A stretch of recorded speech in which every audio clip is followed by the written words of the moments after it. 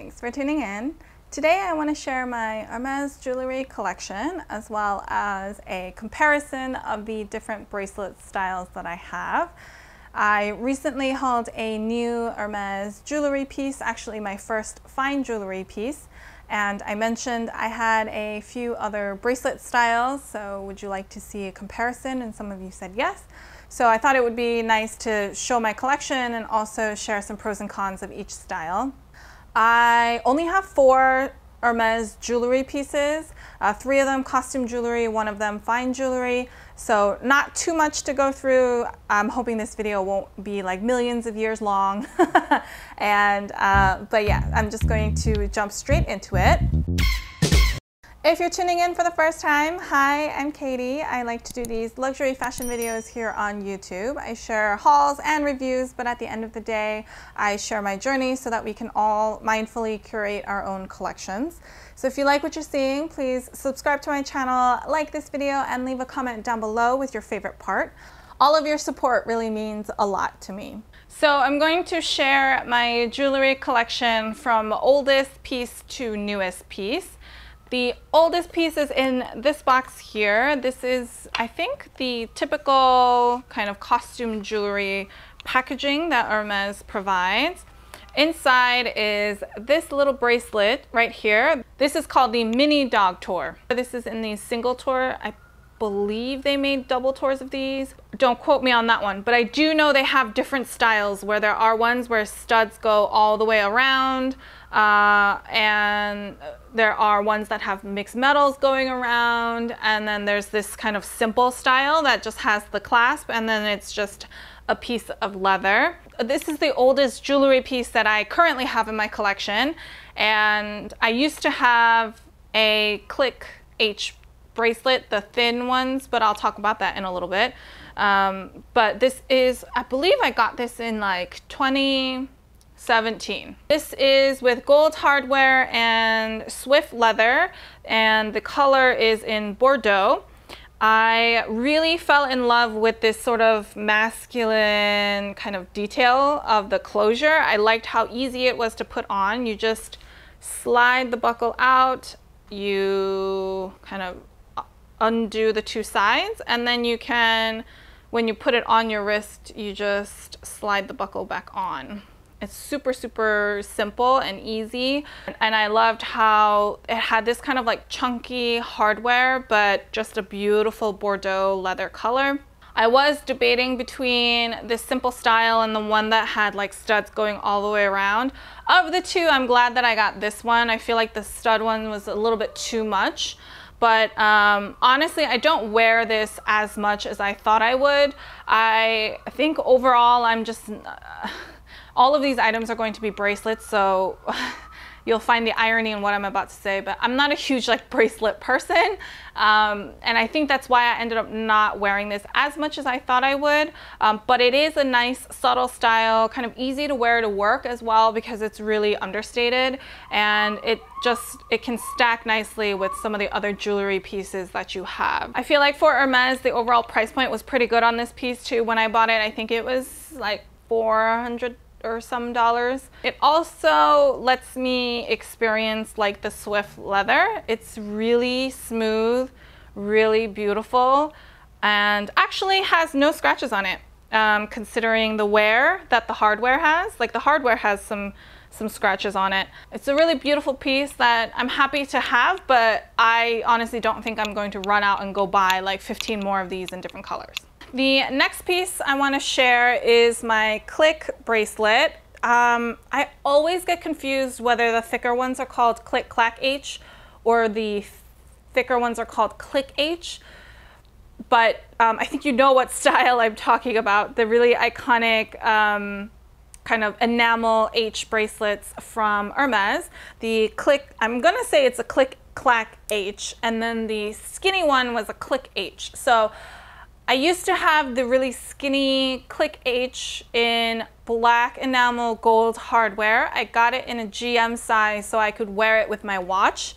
at the time, and I loved it. I wore it a bit, and then I realized like I stopped wearing that watch. I stopped wearing chunkier watches, and so I started to stop wearing the piece. It was too big. I just didn't like how much it jangled on my wrist. So I ended up selling that piece, and then I wasn't really interested in getting another one right away. I honestly felt like I could sort of live without them based on the high price points that they have. But then I went to the Hermes sale, and yes, you heard me correctly, the Hermes sale. Hermes does go on sale sometimes in the States. So when I went to the sale, they had Clacs on sale. They were 50% off retail, and I just couldn't pass that up, so that's why I picked up another one. This is a gorgeous one, and I believe it's called Rose Velour with rose gold hardware, and I love Hermes rose gold hardware, so I'm super stoked to have a Clac in that rose gold hardware. I got the PM size this time because I knew I wasn't going to be layering it with a watch and just wearing it on its own. These styles are pretty iconic, pretty well known. I feel like they're pretty well covered on YouTube in general. So some people might argue that like the trend is gone, like over, and I think that's sort of valid as well, but I also don't really buy or wear things based off of trends. So I'm happy to have this in my collection. I'm also happier that I got it in the thicker style. I feel like for me, at least, it has more of like a presence, and it feels sort of like it just feels more substantial, that I think it's easier for me to wear on its own. It looks beautiful stacked with other pieces as well, but like because it's a pretty thick piece, I like wearing this on its own. I like the weight of it, and so I think that's what helps me wear it. This too, I don't wear as often. People talk about how much they get scratched, and it's true, it does get scratched a lot. All the hardware on all of my costume jewelry has gotten pretty scratched up. Part of me sort of expects that. I don't expect this kind of costume jewelry to stay entirely immaculate when I'm wearing them, because I sort of talk with my hands a lot. I move and I use my hands a lot. Like, I don't expect the things that are on my wrists and even on my hands to stay completely scratch free. So because I don't have that expectation, the amount of scratches on it don't really bother me. I can't ignore the fact that I bought this on sale. So I think this is totally worth it at like the sale price, which was like $300 and something, right? I feel like this piece is so worth it at that price point. At full price, if you really love the color or you really want a piece, like absolutely go for it. I don't think you'll necessarily regret it, but I'm not rushing out to buy like tons of these in different colors, you know, at full price. That's just not, I wouldn't get enough wear out of them, so I don't really think they're worth it. If you're open to getting these like from the pre-loved market, I think that's an excellent route, because yeah, there might be some scratches on it, but trust me, like the first day you wear it, you're going to get a scratch on it. So it sort of like takes the preciousness out of it. Plus it also makes the price points a lot better in my opinion. So I think going like a pre-love route is probably the better option, or getting them on sale if you can find them on sale. But otherwise, like I really don't think you have to run out and buy a ton of these, you know, for full retail, because I don't think they're really worth it. The third jewelry piece I have is this right here. This is the Rivale Double Tour. It is actually my first exotic piece from Hermes, because this is in lizard and it is palladium hardware, and the color is, oh gosh, I always butcher this color. It's like bougainville or something like that. I also actually managed to pick this up from the Hermes sale, which was really exciting because I also was able to get this for 50% off. So for an exotic piece, I thought that was really excellent. This is the only costume jewelry piece that I have in palladium hardware. So now all my costume jewelry, I go across all the different metals. So I have gold, rose gold, and palladium, which is exciting. And I always loved this Rivale buckle in the front. I just love the little, it looks like a door knocker, but I just love having that extra little dangle. The CDCs are really popular, I know, but they're just too chunky for me. They take up so much of my wrist, and I am just not a huge fan of how much space it takes. I think they look stunning and I feel like some people style them really well. I just don't think I can pull it off based on how like chunky it is. That's why I don't have any in my collection. But I did really like that this had, this doesn't look like it by any means, but it sort of has that dangly element to it. And I liked that it was also like a double tour because I didn't have that kind of style. So I love having this in my collection, and I love that I'm able to try out a little exotic, you know, leather kind of craftsmanship in a small kind of jewelry piece, a leather jewelry piece. Now, my issue with this bracelet is the opening is kind of like finicky. It looks beautiful. It looks really seamless once it's on, but there's this little piece of hardware that has like it looks like a little square, basically. It looks like a rectangle, and then one side of the rectangle opens where you can then slide in the extra bit, the end bit of the leather bracelet, and then you have to slide it, you kind of push it closed, right? And once it's closed, it looks seamless. It just looks like a little rectangle right there. It looks beautiful. But when you're trying to put this on yourself, it's a little finicky. Like, it's not impossible to do because I am able to wear this by myself. I am able to put it on. I'm going to try now, but like, watch me like fail. But it takes a hot minute to like get it like extended enough, and then you have to like match up the ends and put it through. So it's a little finicky. It's not like the easiest hardware on the planet to where you're just able to like boop and it's like done. It's like I sort of have to like maneuver it, but otherwise once it's on, it looks really cute. I usually like to do it where it X's on the front like this. But yeah, that's my one criticism of this style. The last jewelry piece from Hermes is the latest acquisition to my collection.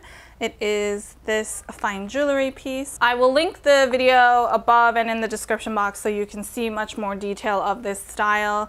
But it is, I believe, called the Farandole style, or it's part of the Farandole collection, and it has the classic Chandonk kind of chain motif in the middle, and it has a toggle style, and I go into like so much more detail on why I picked this piece and why I like this piece in the actual like unboxing videos, so I would check that out for a lot more detail. But at the end of the day, this one, like, for me, this is such a beautiful, like, stylish piece. It's really understated. It doesn't like scream Hermes. It doesn't have that like H kind of emblem at the top, so it's a lot more subtle. I like how easy it is to put this style on its own. I just like how it looks. It looks very delicate, but it has like a mix of like masculine details with some feminine details, and so I like that kind of combination that it has. My least favorite parts of it is definitely the price. Compared to a lot of the other jewelry pieces that I have, this one definitely is pricier than the other pieces, but of course this piece is part of their fine jewelry collection, while those are their costume jewelry collection, so there is a little bit of difference there. And then the other piece that I will monitor and report back on is the fact that this is sterling silver. So, you know, you might be familiar with like Tiffany's sterling silver jewelry as well. Over time they can oxidize as they kind of get more exposure to air or like oxygen. I am sort of curious to see how that pans out with this piece. I do keep it in its box like this at all times so that it reduces its contact with the outside kind of air, but I'll let you know how that goes. That's something that I'm mindful of. Okay, so that's actually everything. Those are all of my Hermes jewelry pieces. I don't have any earrings. I am on the lookout for like the Chandonk studs, which I think I would want to add to my collection. So I'm sure the jewelry collection will kind of grow over time. These are the pieces that I currently have in my collection, and I wanted to do a little comparison so you could see the different styles as well. Again, like, I'm not a huge bracelet person, but somehow I ended up with majority of bracelets. Usually I will wear bracelets a lot more in the spring and summer months because I have like bare arms where it's easier to wear bracelet jewelry versus like the winter time, like your sweaters come all the way down. It sort of defeats the purpose in my mind. So I look forward to wearing these again as the weather gets warmer, but overall, I haven't gotten a huge amount of wear out of the costume jewelry pieces that I purchased so far. I'm just thankful that 2 of them I got on sale, so I don't feel that terrible about it. Let me know if you have any questions on any of these pieces. Let me know if you have any Hermes jewelry pieces yourself and which ones are your favorites. They could be fine jewelry or they could be costume jewelry. Do you still love the Clic Clac bracelets? And if so, like, why do you still love these?